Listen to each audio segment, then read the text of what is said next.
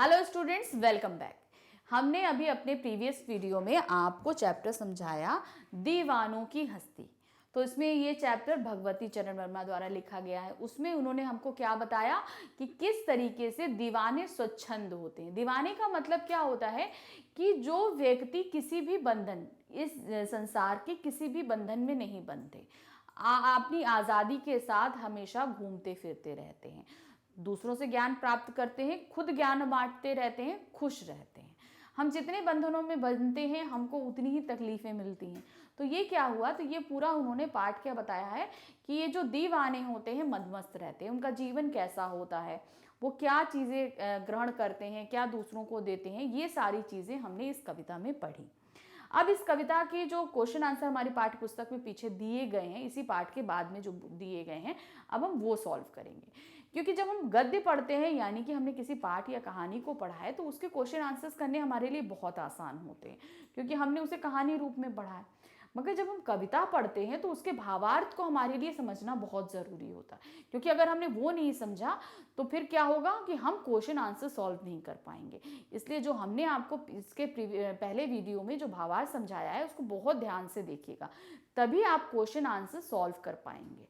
तो चलिए देखते हैं इसी जो पाठ्य पुस्तक में जो क्वेश्चन आंसर्स दिए गए हैं वो हमसे क्या पूछ रहे हैं और हमें कैसे आंसर देना है। तो क्या दिया है, कवि ने अपने आने को उल्लास और जाने को आंसू बनकर बह जाना क्यों कहा है। क्यों बोला है, कवि बेफिक्री भरा जीवन जीने वाला व्यक्ति है, यानी कि उसको किसी चीज की फिक्र नहीं है, जो उसे मिला ठीक, नहीं मिला जाने दो, कोई बात नहीं। कवि ने अपने आने को उल्लास इसलिए कहा है क्योंकि जहां भी वह जाता है मस्ती का आलम लेकर जाता है, उससे मिलकर लोगों का मन प्रसन्न हो जाता है। पर जब वह उस स्थान को छोड़कर आगे जाता है तब उसे तथा वहां के लोगों को दुख होता है। विदाई के क्षणों में उसकी आंखों से आंसू निकल आते हैं। तो क्या है, वो स्वच्छंद व्यक्ति, कवि क्या है, स्वच्छंद आजाद व्यक्ति, मस्त मौला व्यक्ति है। तो वो जिस भी माहौल में, जैसे कुछ लोग मिले तो वहां जब भी जाएगा ऐसा माहौल बन जाता है कि हंसी उल्लास के साथ में सब हंसी मजाक करते हैं, मस्ती करते हैं। तो उस बीच में समय बहुत जल्दी बीत जाता है। जब समय बीत जाता है और कवि के जाने का वक्त आ जाता है, तो जब वो जाने लगता है तो लोगों को बड़ी तकलीफ होती है, क्योंकि कभी जब हम किसी के साथ बहुत अच्छा बिहेवियर करते हैं तो लोग हमें हमें अपना मानने लगते हैं, और जब कोई हमें अपना मानने लगता है तो उससे जुदा होने पर उन्हें तकलीफ होती है। तो वही हुआ, जब कवि को वहां के लोग अपना समझने लगते हैं, तो जब कवि उनसे दूर जाने लगते हैं तो क्या होता है, उन लोगों को दुख का एहसास होता है। अरे ये तो इतना अच्छा व्यक्ति था, क्यों जा रहा है, हमारे साथ रहे, बड़ा मजा आएगा ये। तो वो एक तकलीफ, जो एक बंधन बन गया था उतनी देर साथ रहने में, वो बंधन टूटने लगता है।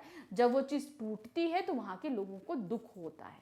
तो दुख के स्वरूप क्या होता है, आंसू निकलने लगते हैं। तो ये पंक्ति वही उन्होंने बोली है कि जब मैं जाता हूं, कवि के आने से उल्लास और जाने से आंसू इसलिए आते हैं कि जब वो वहां पहुंचते हैं तो चारों तरफ खुशी ही आनंद, खुशी का माहौल हो जाता है, और जब वो जाने लगते हैं तो वहां के लोगों को दुख होता है और वो इस विदाई के समय में आंसू बहाने लगते हैं। तो ये हम इसका आंसर लिखेंगे। नेक्स्ट क्वेश्चन, भिखमंगों की दुनिया में बेरोक प्यार लुटाने वाला कवि ऐसा क्यों कहता है कि वह अपने हृदय पर असफलता का एक निशान भार की तरह लेकर जा रहा है। क्या वह निराश या अप्रसन्न है। तो क्या हुआ कि ये दुनिया स्वार्थी लोगों की दुनिया है, इसीलिए उसको उन्होंने क्या बोला था, भिखमंगों की दुनिया बोला था। क्यों, क्योंकि स्वार्थी लोग होते हैं ना, कि जब तक उन्हें कोई फायदा नहीं दिखेगा तो वो अपनी कोई चीज देते नहीं है। तो इसीलिए इस दुनिया को भिखमंगों की दुनिया कहा गया है। तो यहाँ पर कवि क्या कह रहे हैं कि ये दुनिया भिखमंगों की दुनिया अर्थात स्वार्थी दुनिया है। तो यहाँ पर क्या है, मैंने जो है या इस संसार से कुछ भी नहीं लिया, जो कुछ लिया उन्हें वापस किया, लेकिन मेरी जो भी नाकामी या असफलता हुई उसका श्रेय मैंने खुद लिया है। अगर मैंने खुशी ली है तो मैंने खुशी बांटी है, लेकिन अगर मेरे हिस्से में कहीं नाकामी या असफलता आई है तो वो मैंने दूसरों को नहीं दी है, वो मैंने कब ली है, अपने सर पर ली है। तो ये चीज यहां पर हम एक्सप्लेन करेंगे कैसे। यहां भिखमंगों की दुनिया में कवि का आशय है कि ये दुनिया केवल लेना जानती है, देना नहीं। मतलब आप उसको जितना मिल जाए उतना अच्छा है, वो अपनी तरफ से कुछ नहीं देना चाहती। कवि ने इस दुनिया को प्यार दिया है और उसके बदले में वह प्यार नहीं मिला, यानी कि उसको उसने खूब प्यार दिया है लेकिन उसको प्यार इतना नहीं मिला है, जिसकी वजह से वह आशा करता है कि कभी, मतलब आशा है उसको कि लोगों को हमने प्यार दिया, कभी ना कभी तो मिलेगा। कभी निराश है, वह समझता है कि प्यार और खुशियां लोगों के जीवन में भरने से असफल रहा है। मतलब वो जितनी कोशिश कर रहा है कि लोगों में वो जितनी खुशियां और प्यार भर सके, लेकिन वो सफल भी उतना नहीं हो पाया है। दुनिया अभी भी सांसारिक विषयों में उलझी पड़ी है, इससे लगता है कि कभी निराश है। कि मतलब लोग, वो जाता है जब लोगों के बीच में तो लोग खुश रहते हैं, लेकिन वो हमेशा स्वार्थी रहते हैं, वो और पाना चाहते हैं, वो उस समय को एंजॉय ना करके क्या करते हैं, वो और पाना चाहते हैं। तो ये सारी चीजें क्या है, कवि के अंदर निराशा पैदा कर देती कि हमने तो इन्हें बहुत प्यार दिया, लेकिन उसके बदले में हमको ये लोग उतना प्यार नहीं देते। तो इसलिए कवि थोड़ा निराश और अप्रसन्न सा है। नेक्स्ट, कविता में ऐसी कौन सी बात है जो आपको सबसे अच्छी लगती है? यानी पूरी कविता जो हमने पढ़ी है, इसमें आपको सबसे अच्छी बात क्या लगती है, या आपको लिखनी। देखिए, हमें जो बात अच्छी लगी वो हमने लिखी। अगर आपको कोई और बात अच्छी लगती है तो आप उसके हिसाब से इसको बदल भी सकते हैं, ये ध्यान रखिएगा। आप बदलने की चॉइस आपके पास है, आप इसको बदल सकते हो पूरी अच्छी तरीके से। तो क्या लिखा है, कविता में कवि का जीवन के प्रति दृष्टिकोण अच्छा लगा।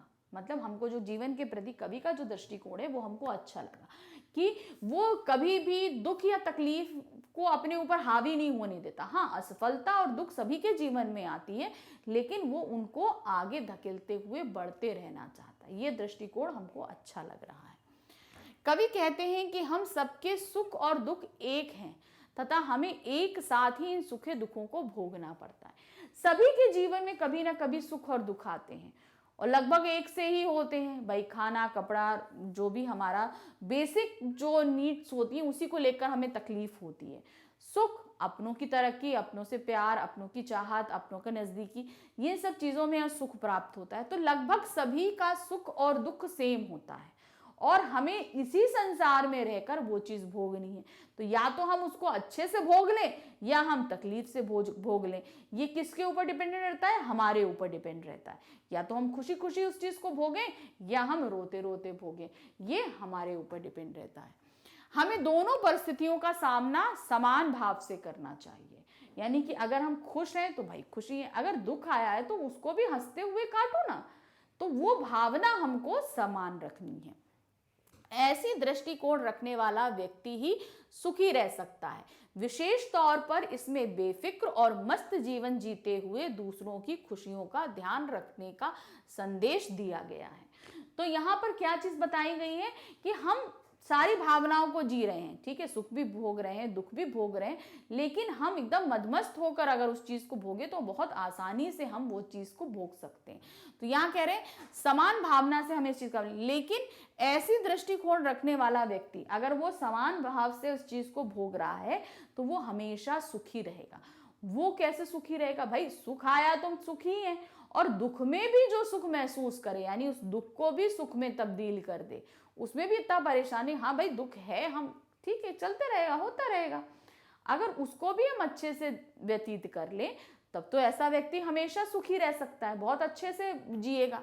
फिर विशेष तौर पर इसमें बेफिक्र और मस्त जीवन जीते हुए जीवन बिताने का जो है संदेश दिया गया कि आप जीवन बिताइए मगर बेफिक्र और एकदम निश्चिंत होकर बिताइए। क्योंकि जब आप बेफिक्र और निश्चिंत रहेंगे तो क्या होगा कि जीवन बहुत आसानी से कटेगा।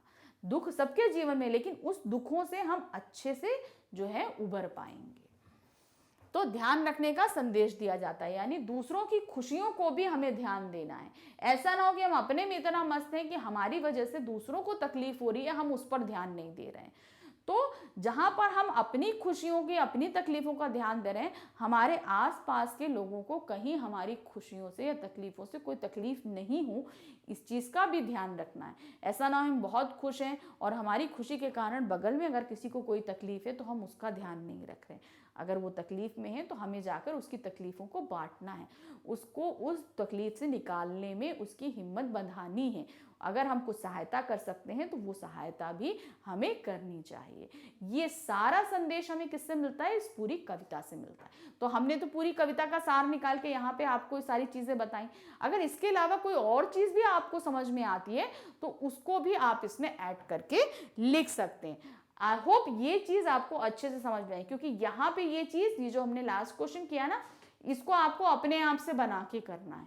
हमने जो समझाया ये तो आप कर लग सकते हो, आप लिख लो, याद कर लो, जो करना है आप कर लो, लेकिन उसमें एड ऑन जो भी चीजें आप करोगे तो वो पॉजिटिव वे में ही करनी है, क्योंकि हमें अगर कोई चीज सीख रही है तो हमें नेगेटिव नहीं लिखनी, हमें पॉजिटिव वे से वो सारी चीजें सीख कर लिखनी है। तो यहाँ पर ये चैप्टर हमने पूरा आपको खत्म किया। इस चैप्टर के ज़्यादा क्वेश्चन आंसर्स नहीं है, लेकिन बस ये कविता हमको बहुत अच्छी सी प्रेरणा देती है। तो यहाँ पर ये प्रेरणादायक कविता हमने आपको सिखाई। आई होप आपको बहुत अच्छे से मज़ा आया हो, क्वेश्चन आंसर भी आपने अच्छे से समझे होंगे।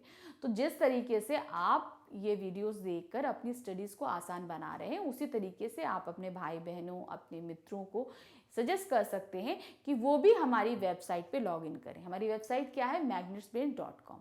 तो आपको करना क्या है? उनको बताना है कि हमारी वेबसाइट पे क्लास 4th से लेकर 12th तक के सभी सब्जेक्ट से रिलेटेड आपको कोई भी परेशानी हो, हमारी वीडियोस देखकर आप उनको सॉल्व कर सकते हैं। इसके अलावा हमारे वीडियोस आपको यूट्यूब पे भी मिलेंगे, वहाँ पर भी देख सकते हैं। तो हमारी एक छोटा सा प्रयास है कि आपकी जो स्टडी है, यानी कि आपकी पढ़ाई, आपके लिए हम आसान बना सके, आप अच्छे से पढ़ें और आपके अच्छे से मार्क्स आएँ। तो वीडियोस देखिए, अपनी पढ़ाई आसान बनाइए और अच्छे नंबर लेकर आइए। हमारी यही शुभकामनाएं हैं आपके लिए। Thank you, bye bye.